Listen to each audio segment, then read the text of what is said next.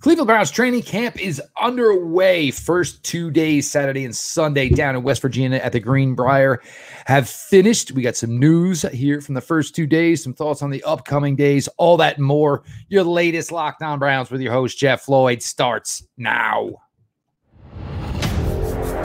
You are Locked On Browns, your daily Cleveland Browns podcast.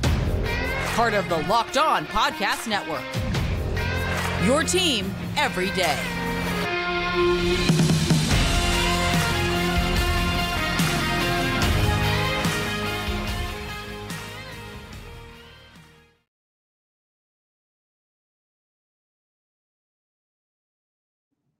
Welcome back, my friends, to the show that never ends, your daily delivery of all things Dog Pound, LGB, and ELOB, the Locked On Browns podcast, brought to you by the Locked On Podcast Network, your team every day. Appreciate everybody who makes Locked On Browns their first listen every single day. Join the everyday crowd. Simple enough. Subscribe to the Locked On Browns YouTube channel, of course, and Locked On Browns is always available, always free, wherever you get your podcasts. Today's episode of Locked On Browns is brought to you by LinkedIn Jobs. LinkedIn Jobs helps you find the qualified candidates you want to talk to faster. Post your job for free at linkedin.com/LockedOnNFL. That's linkedin.com/LockedOnNFL to post your job for free. Terms and conditions may apply. As I said, first 2 days down in West Virginia at the Greenbrier have been finished. The Browns will take to the practice field on Monday and on Tuesday. Wednesday, they will have a day off. Thursday is rumored to be the first day the Cleveland Browns will put on the pads, get a little bit more after it, so to speak. So a lot of news, and trying to prioritize this is probably difficult and may not meet every listener or viewer's needs, but we did the best we could here. For me, I think the biggest talk here for the first 2 days, we spent a lot of time over the weeks and months up to this with Anthony Walker and with Sione Takitaki as to where they will be, how they will be to contribute, when they will be ready to contribute. But the news is good to this point. Anthony Walker, Sione Takitaki, neither have been put on a pup list, neither have been put on an injury, have an injury designation in NFI or one of those things. And we'll get to some of those guys that do here in a little bit. But the Browns linebacking core, these are, two of the top three guys. Anthony Walker, and we've gotten into this a little bit here over the past couple of weeks here, and the stupidity that comes up every time of the year around this time about Myles Garrett and his leadership. And again, it's nothing I don't want to hear. I mean, it's nothing I want to hear. I don't want to talk about it. But you have a player in Anthony Walker who has been a solid leader for this defense the last 2 seasons from the linebacker position. Anthony has been a mentor. He has been somebody that will sit and host film sessions with the younger guys, a good extension from the coaching staff to younger players. So the fact that Anthony Walker is ready to go is huge. And now keep in mind, both Anthony and Sione Takitaki to this point, they're just doing individual drills. But the fact that they were not put on any of these injury lists is a good sign and shows that the Browns believe if the path they're on goes correctly, both these players would be ready for the season opener, which is huge, obviously. And these are two players that obviously have a lot of familiarity with the Cincinnati Bengals. These are guys you definitely want on the field for these games. Sorry, I was doing a little cleaning earlier today, guys, as you noticed by the script. So we'll continue on here. Sione Takitaki, it was the injury, obviously the return game for Deshaun Watson, the Houston Texans game. Sione Takitaki at that point had become this team's middle linebacker, and it showed extremely well as his team's middle linebacker. Then you get to Houston Texans game, obviously the ACL injury. Then he put together, and where you put it from, obviously the very beginning of December. So here we are, 8 months.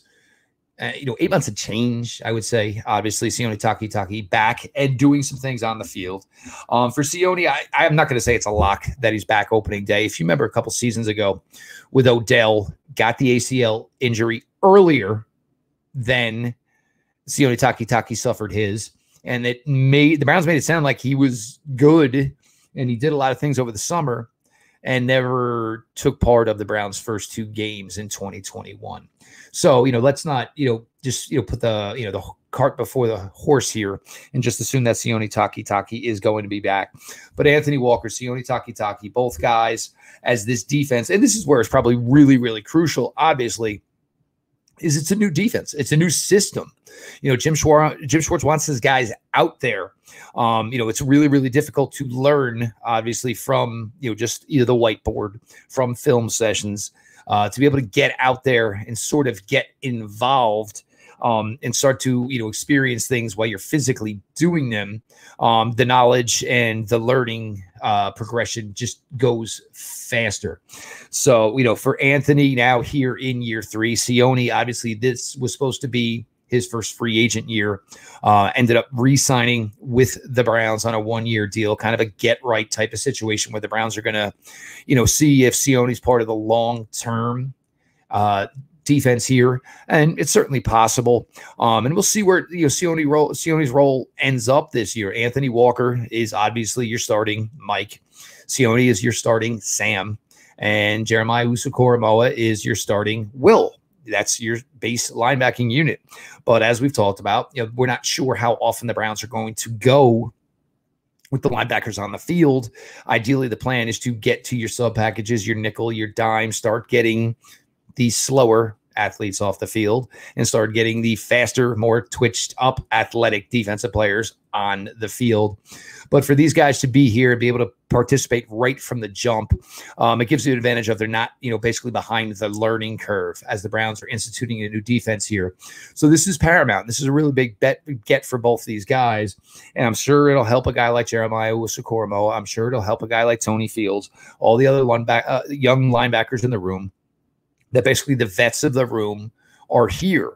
And, they can work with the younger players and, things that they have seen and, things that they have digested as far as, schemes and, the time here in the NFL. They can be the leaders of this room that the Browns need them to be. And again, this is going to be a difficult room to make because they're guys here with just special teams abilities. And that's ideally what the Browns think they're going to be capable of. And then they're guys that are really just truly linebackers. And it's going to be interesting, again, to see how it all plays out because you usually only keep about 5 linebackers on your team. And, the Browns have 2 players signed here specifically to play specials.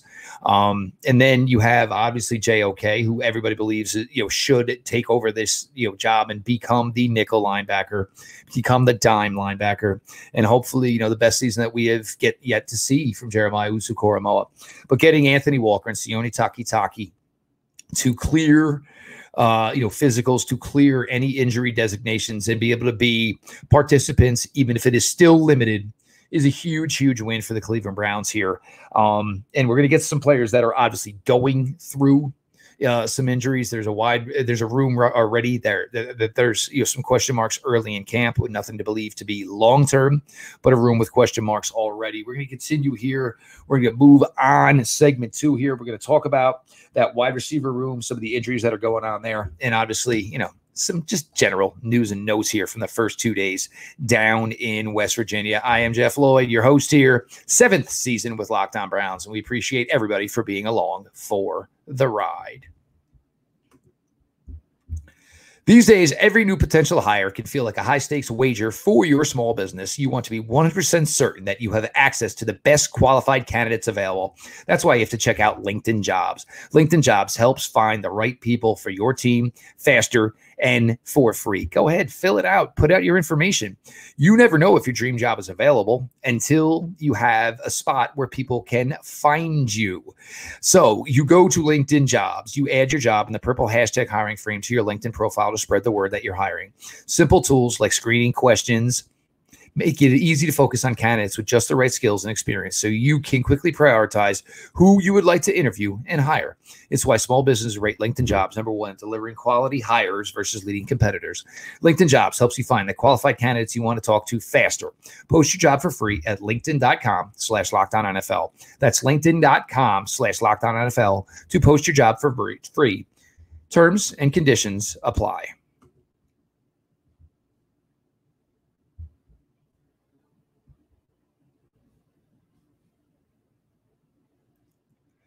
Continuing on here, your latest Locked On Browns with your host, Jeff Lloyd. Appreciate everybody who makes Locked On Browns their first listen every single day. Join the everyday crowd. Subscribe to the Locked On Browns YouTube channel, Locked On Browns. Always available, always free, wherever you get your podcast. As we mentioned in the first segment here, some positives as far as players and their health. Now we're going to get to one that, it's significant because we're not just talking about a football injury here. We're talking about someone's general overall health, and Marquise Goodwin out for the foreseeable future with a blood clot issue. It's blood clot issue. It's a dangerous thing. And, if you're not familiar and understand, do a little research here. But it's certainly a scary thing, and certainly something scary to hear for, a young man who's only in his 30s. So Marquise Goodwin will wait and see how the situation plays out. Not ideal for the Cleveland Browns right now, as Marquise Goodwin was starting to look like somebody who could be a significant part of this wide receiver room here in 2023, had already showed well during OTAs. But the good news for Marquise Goodwin is obviously a veteran, has a relationship with Deshaun Watson, as they both share the same agent. Of course, Marquise Goodwin has been doing everything he can, trying to get in some work with Deshaun Watson here in this offseason. But for Marquise Goodwin, obviously thoughts, prayers go out to him. The Goodwin family has been through a lot. And if you don't know, I would, highly suggest maybe check it out. Marquise Goodwin, maybe his Wikipedia page, him and his wife, it's been a lot on their family over the last few years. And the last thing they ever need is, another basically hill to climb. And that's the case right now for Marquise Goodwin. But again, thoughts, prayers with Marquise, with his family, and hopefully, this situation resolves itself in the best possible scenario for Marquise. With that, you think, okay, well, there's an opportunity for somebody who could be on the outside looking in at the wide receiver room.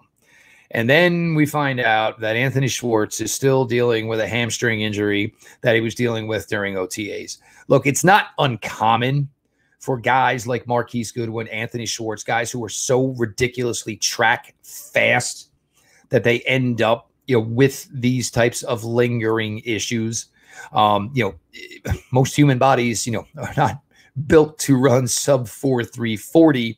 And as amazing it is to watch, it's very, very difficult to maintain the physical body for athletes like this. So when a guy like Anthony Schwartz or a guy like Marquise Goodwin, when it's a hamstring, pull, slight, whatever, strain, whatever words you want to use here, there's a lot more involved. And certainly for Anthony, that's the calling card. And Anthony certainly probably behind the 8 ball in this camp as it is.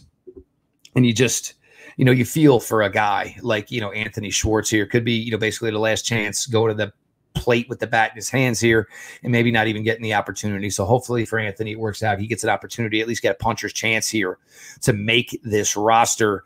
And before, what we all think is going to happen sometime in August, but hopefully, and look, I'm still pulling for a guy like Anthony Schwartz. I think he can be a younger Marquise Goodwin. So it's an interesting dynamic that the Browns have. 2 guys similar, and the veteran maybe taking the younger guy's spot, but neither guy essentially available for this team right now. It's not ideal. And look, a lot of things could change in 2 weeks when they start getting the training camp games, of course. But the Browns with some injuries, Amari Cooper. And now the Browns, got to see a little bit more today, of them going to some like team type of things. And it appears the base offense is going to be 11 personnel, which is kind of what I tried to suggest to you all. And real quick, for those who don't know, 11 personnel, when you say 11, first number denotates the running backs on the field. Second number denotates the tight ends on the field. So 11 personnel would obviously be 1 running back, Nick Chubb, 1 tight end, David Njoku. Then after that, obviously 3 wide receivers, Amari Cooper, Elijah Moore, Donovan Peoples-Jones. Donovan Peoples-Jones had a nice reception today on air, of course. Toe tapper, back corner of the end zone. So Donovan Peoples-Jones looks to be jumping right back in to hopefully where he was in year 3. Of course, contract year for Donovan Peoples-Jones. Amari Cooper did leave drills today. It was labeled a tweak and not given a designation as to what part of the body. Andrew Berry did emphasize the fact that it had nothing to do with the muscle core surgery that Amari Cooper had over the offseason. But look, Amari Cooper's going to get time off anyway. He's going to get rest anyway. So we'll see how long this keeps Amari Cooper out. But, you want your number one weapon out there, certainly getting as much work as he can. And Amari and Deshaun had a nice relationship over the offseason, spent a lot of time together working out, spent a lot of time together getting to know each other better, as quarterback, as wide receiver. But certainly not ideal again for the Cleveland Browns with 3 wide receivers currently on the shelf here. It does open up the opportunity for Donovan Peoples-Jones to keep growing. My guy, Elijah Moore, this probably just continues to push my agenda that Elijah Moore will lead this team in receptions this season. I'm not backing off of it. I'm already on it. I've already owned it. Elijah Moore will lead this team in receptions in 2023. He's going to get more reps here, obviously, with Deshaun Watson early while these other wide receivers find their way back to the practice field. Elijah Moore going to be a special contributor to this Browns offense here in 2023. I'm going to continue to harp on this. But we'll get to see what we can see from Cedric Tillman, of course. So that rounds out the room. Then there are all the leftover guys after that.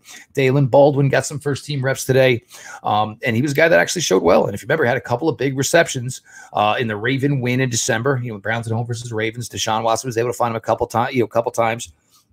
So there's, as much as we all thought we knew exactly who the 6 wide receivers are who were going to make the Cleveland Browns in 2023. Right now, there's a little bit of a door open. There's, a little bit of light right there for some of these guys to possibly get an opportunity to find a way to sneak in here. So certainly something to keep your eyes on here as we progress here through camp the next couple of weeks here and then in the training camps. Maybe that 6 that we have basically had put in Sharpie as far as making this Browns team here at the wide receiver position. Maybe there's a little shakeup here. Maybe there's a little bit of change. We'll see how it goes here. We're going to continue on here. Jeff Lloyd, your latest Locked On Browns. First 2 days of training camps in the book. And we got all the deets here. Appreciate everybody for being along for the ride.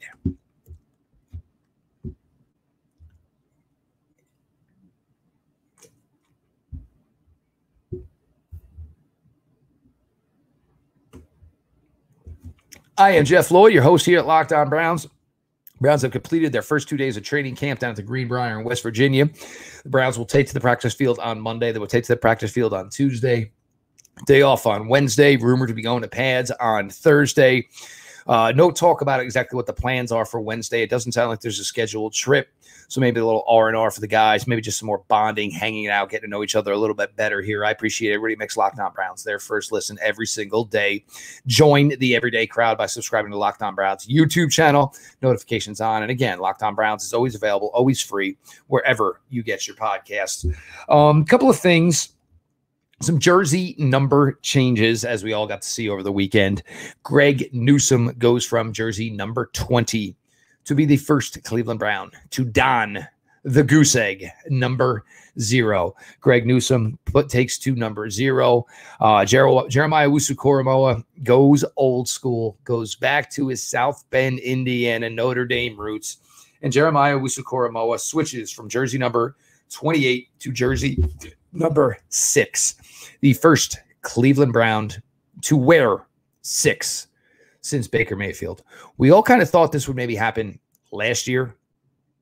It never did. Maybe the Browns just maybe wanted to put 6 on ice for a little while. The stigmatism, just put it all, that error of this team behind him. But Jeremiah Owusu-Koramoah switches to jersey number 6. There's already been obviously some Photoshops done on it. He looks fantastic. I'm not a jersey purchaser, but I'm not going to lie. That number 6 looks pretty dang sweet. But the Browns, and in this first started a couple of seasons ago with the players being given the ability to wear single digits, the Browns were not a team that jumped in on this. It took a while. They slowly gravitated. I'm not exactly sure what the reasoning was, but for right now, there is not one single digit available. My guess is that one single digit jersey will become available sometime over the summer, as Kellen Mond is currently wearing number 7. We'll see if somebody gets eyes for that. Somebody wants the opportunity because you think Kellen Mond is probably not somebody that's going to make this team. But for now, you got jersey number 1 is Juan Thornhill. Jersey number 2 is Amari Cooper. 3, Cade York. 4, obviously, Deshaun Watson. 5, Anthony Walker. 6, of course, Jeremiah Owusu-Koramoah. 7, Kellen Mond. 8, of course, Mr. Elijah Moore. And number 9, Jakeem Grant. And probably should have mentioned Jakeem Grant. Maybe there's an opportunity for him now as well, with the Browns wide receivers, 3 guys currently out. Maybe a possibility for a guy like Jakeem Grant, who still brings that return ability. But the Browns, single digits, it's been fully embraced. They are all distributed. And I'm sure there's some people already looking to get their hands on a G New 0, and some people certainly looking to get their hands on a JOK number 6 jersey. We got some talk from Deshaun Watson today and also from Nick Chubb today. And look, whatever your feelings are on Deshaun Watson, and I'm sure some of you are never going to change, and that's more than okay. And it's not my job to change you. I'm not here trying to change you. But he sounds in a better place. He sounds more comfortable with who he is, what he has been through, where he is now in his life, where he is now in his career, as he is now in his 2nd year here, obviously with the Cleveland Browns. But basically took to the team Saturday night and got a little personal, got a little real, talked about himself, talked about, what he has been through, not just that period of his life, but talked more about, getting to this point of his life, growing up. And, the difficulties with that. Here's a guy that said he's only seen his father 4 times in his entire life. Me, as important as a figure as my father was to me, I could not imagine what it would be like to only have 4 interactions with your father over 27 years. I'm almost 4 years removed from my father leaving me, and it still kills me every single day. So I think what Deshaun was trying to get to is that maybe even though he was already an established NFL quarterback and already an established NFL superstar, he was immature. He, did stupid things. He needed to grow up. Granted, you want to grow up earlier. You want to grow up on your own terms. You don't want to necessarily be forced to grow up. But I think that there was the possibility there that Deshaun Watson was looking at everything in his life being taken away from him and realized that, this is not the way to go. And I really, really, need to get myself on a little bit more of a straight and narrow. And for all intents and purposes, his words seem to be backing it up. So, it was nice to hear from Deshaun Watson. And, this is something he wasn't able to do in his first year here. And obviously, or last summer during the season, nobody was ready to hear it. Nobody wanted to hear it. There were still people very angry at this organization for bringing him in. There were still people very agitated and angry at Deshaun Watson himself for his actions, and rightfully so. But now, here in year 2, Deshaun trying to, open up, be a little more real, give the insight about himself, what he's been through, and where he intends to go here, as the Browns obviously have everything invested in him for the next few seasons. And the Browns 100% need Deshaun Watson to start looking like the quarterback they believe he still is, that quarterback who is a budding star for the Houston Texans. We also got Nick Chubb on, and it's always great. And there's a couple of points here, obviously, with Nick Chubb being interviewed. And Nick Chubb did mention, obviously, that he was part of the Zoom call last evening. A lot of veteran NFL running backs. And the talk of, that, they're not being blackballed. Maybe their pay is being blackballed. And it was always going to come to this. It really was, with the running back position. And I am not of the crowd of don't pay a running back. I am 100% not that. And I go to what Andrew Berry said in regards to Nick Chubb. He's one of the best players and people I have in this organization. I want him here for as long as I possibly can, which means I don't care that I got to pay him. And this is where it maybe differs for Nick than some other running backs in the NFL. And I've said this before, and I'll say it again. Nick Chubb is not like any other top running back in the NFL in this regard. He is a team guy first. He is an organizational guy first. The Browns say, hey, can you go show up Tuesday, hand out free turkeys the Tuesday before Thanksgiving? Nick Chubb says, sure. What time do you need me there, sir? And how long do you need me there for? And will I still have enough time to get back to the complex for practice and my appropriate weight? He's just everything you want in an athlete. He doesn't carry himself like a top skill player in the NFL do. A lot of these guys are a little bit more out for themselves. So Nick Chubb, and I'm sure it was probably difficult for Nick Chubb in some regards because Nick Chubb is making some really good money this year. But Nick Chubb is not too far away from what these running backs, whether it be a Saquon Barkley, whether it be, of course, The young kid, Tony Pollard, he is not too far removed. Nick Chubb has no guaranteed money for the 2024 season.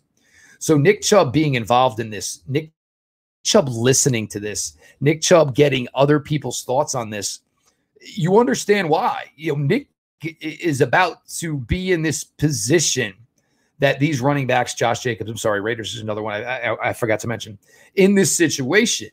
And, and Nick even said, look, we could have the greatest NFL running back season in history, 2,000 yards, but you're going to be dinged for it, for the amount of yards you got, the amount of hits you took, the amount of carries you had.